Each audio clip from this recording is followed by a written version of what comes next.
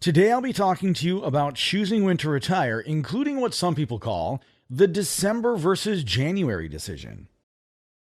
By the end of this presentation, you'll be able to define Wisconsin Retirement System termination date and WRS benefit effective date, research and prepare to choose a benefit effective date, choose a benefit effective date to receive your best benefit, and find resources to help you choose a benefit effective date. There are some terms and abbreviations that are unique to the Wisconsin retirement system, which I may refer to. I'm going to go through a few of them so you have a better understanding.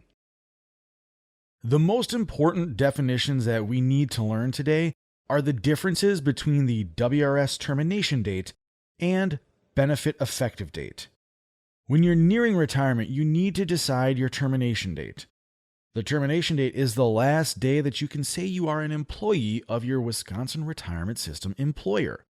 The last day you're being paid by your employer. The benefit effective date is the date your benefit payments start. Most commonly, this is the day after your termination date.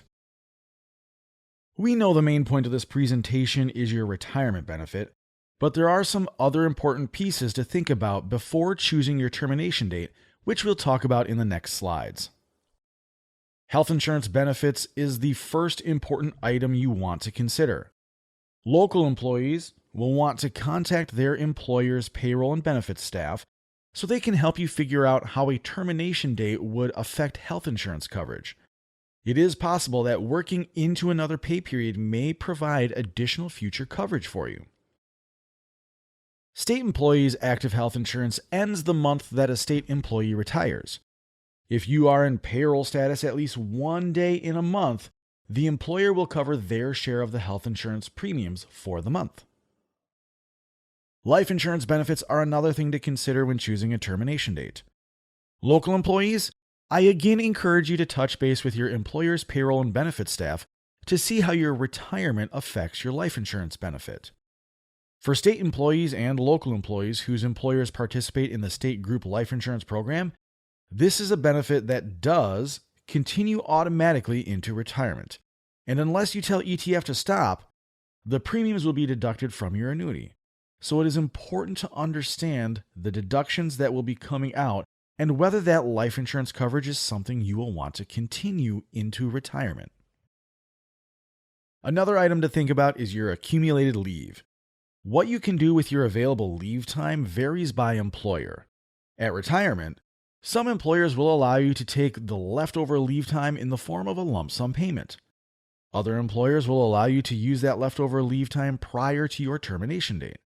And lastly, some employers will allow you to use your accumulated leave time to keep yourself on payroll, which has added benefits for your health insurance and life insurance. Please check with your employer to see what options are available to you. If you're a current or retired state employee looking for more information about the accumulated sick leave program, please view our member education resources regarding this topic. There are two retirement ages that will come up when talking about how your WRS retirement benefit is calculated. The first is minimum retirement age, which is the earliest you can begin receiving a benefit payment. Based on how early you retire, your WRS benefit calculation may be reduced by an age reduction factor. The second is normal retirement age, the age when you can begin receiving a benefit with no age reduction factor, meaning your retirement age will not affect the calculation of your benefit.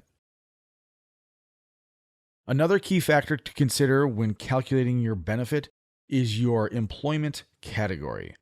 What employment category you're in also affects your minimum retirement age and normal retirement age. If you're in the general employee category, which includes educational support staff and teachers, your minimum retirement age is 55 and your normal retirement age is 65. If you're in the executive, elected official, or judge employee category, your minimum retirement age is 55. However, your normal retirement age is affected by whether you began employment before January 1st, 2017, or on or after January 1st, 2017. If you were employed before January 1st, 2017, your normal retirement age is 62. If you were employed on or after January 1st, 2017, your normal retirement age is 65. Protective occupation employees such as firefighters or police officers have a minimum retirement age of 50 and a normal retirement age of 54. This is due to the hardships of their position. If a protective occupation employee has 25 years of creditable service, their normal retirement age is 53.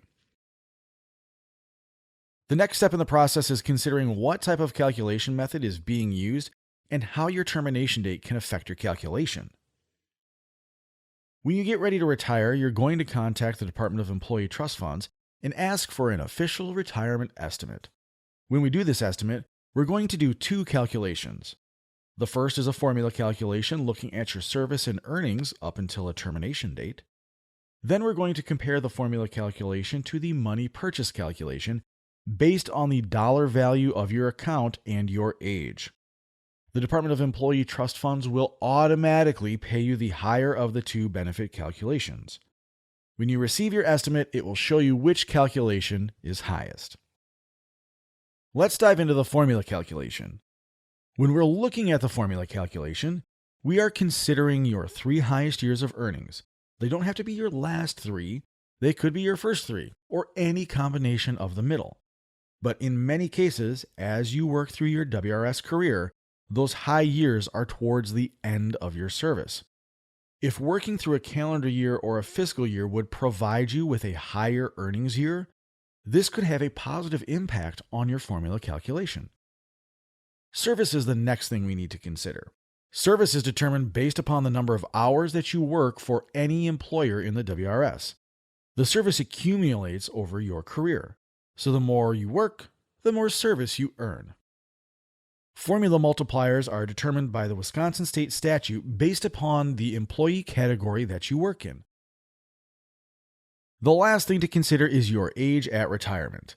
With each day that passes, your age reduction, if applicable, gets smaller because you are getting older. Please refer to the resources section of this presentation for our brochure, which goes into great detail on the formula calculation. To receive a retirement benefit, you must be minimum retirement age. But if you retire before your normal retirement age, then the Wisconsin retirement system must pay your retirement a little bit longer. This causes your calculation to be reduced based off of your age. If you have more service in the system and your age is older, your age reduction is smaller. Normal retirement age is the point where no age reduction occurs. If you're age 57 and have 30 years of service, the benefit is calculated as if you are age 65 with no age reduction. In the protective service category only, if you have turned 53 and have 25 years of service, there is also no age reduction. You can still choose to work past these ages and years of service and continue to earn interest on your account. At any time that you choose to retire after that, you will receive no age reduction factor in your calculation. Now let's look at the money purchase calculation. The money purchase calculation is focused on two things. First is the total dollar value of your account. The total dollar value of your account is the employee contributions, the matching employer contributions, and the interest that has been added to your account over time. That balance is multiplied by a money purchase factor that's based off of your age. These are the only two factors in a money purchase calculation, so it doesn't have as many moving parts as the formula calculation. Another thing to consider only with the money purchase calculation is interest. Depending on what month you retire, December or January, a greater amount of interest might be earned to help you have a higher benefit. If you retire with an effective date in December, you are going to receive prorated interest. If you take a benefit effective date anytime after December into January of the following year, you would receive the interest rate from the prior year. Prorated interest that is added to an account depends on the month that you have a benefit effective date. If you retire in December, your prorated interest will be 4.583%. This percentage changes depending on the month you choose to begin your benefit. If you take the benefit after December, by retiring with an effective date in January, or any time after that, the prior year's interest will be applied to your account. We don't know what the actual interest rate is going to be, but you can get a general idea by visiting our latest investment performance page on our website. If you'd like to see a history of returns, you can visit our annual returns, rates, and adjustments page. So if your retirement benefit is based off a money purchase calculation, you have a couple things to think about. You could change your benefit effective date. If you have a benefit effective date on December 31st, that means your termination date is no later than December 30th. So you're going to have prorated interest of 4.583% applied to your calculation. If your benefit start date is in January, then you're going to have the prior year's interest applied to your account. We don't know what that interest is going to be, but you can change your benefit start date. Say, for example, you retire on December 30th. It is effective on December 31st. You find out the prior year's returns are significantly higher, or a little bit higher, than the 4.583% prorated benefit. You have from the time you submit an application for retirement until 60 days after your first payment has been made to contact the Department of Employee Trust Funds in writing and change your effective date from December 31st to January 1st to receive that higher interest rate. But once 60 days have passed, your benefit is locked in, and we do not have the ability to change the benefit effective date anymore. If your benefit effective date is near the end of December, then your first payment will be made the first banking day of February. You have until the end of March to change your benefit effective date.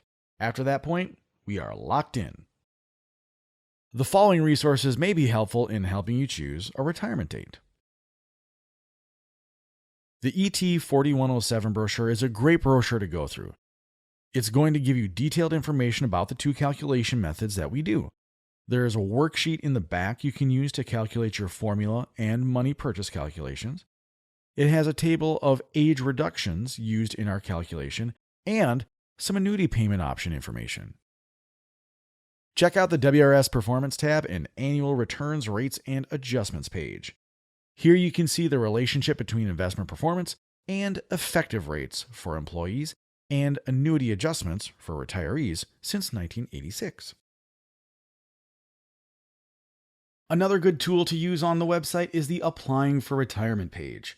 On this page, you can request an updated retirement estimate, or feel free to give us a call and we can get that estimate out to you.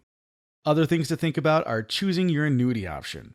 You can go through our retirement checklist, which has been designed to help guide you through the process. Also, on this page is more information on annuity payments and other things that might affect your future retirement benefit.